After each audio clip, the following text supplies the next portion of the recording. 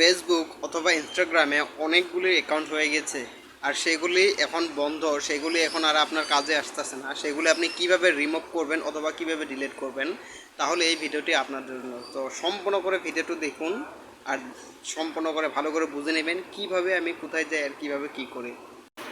তো আপনি ফেসবুকটি ওপেন করে নেবেন। ফেসবুক ওপেন করার পরে উপরে আপনার যেটা নেম প্লেট 3 ডট লেখা আছে এই জায়গায় প্রেস করবেন। এই জায়গায় প্রেস করার পরে আপনি যেটা সেটিংস বার দেখতে পাচ্ছেন মেনুর সাইডে, সেটিংস বারে আপনারা প্রেস করবেন।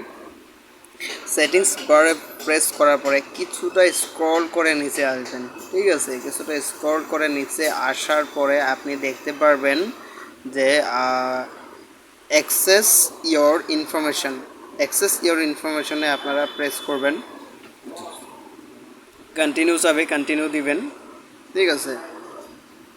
একদম নিচে স্ক্রল করে আসবেন, নিচে অ্যাকাউন্টস লেখা আছে, অ্যাকাউন্টসে যাবেন। আপনারা দেখেন আমার কতগুলি মানে অ্যাকাউন্টস বানানো আছে। তো এগুলি আমার এখন এটার মধ্যে থেকে আমার প্রায়ভাগই অ্যাকাউন্ট আমার প্রয়োজন নাই বা আমার এখন দরকার নাই। তো এখান থেকে আপনারা রিমুভ করে দিতে পারবেন যেটা যেটা আপনার প্রয়োজন না।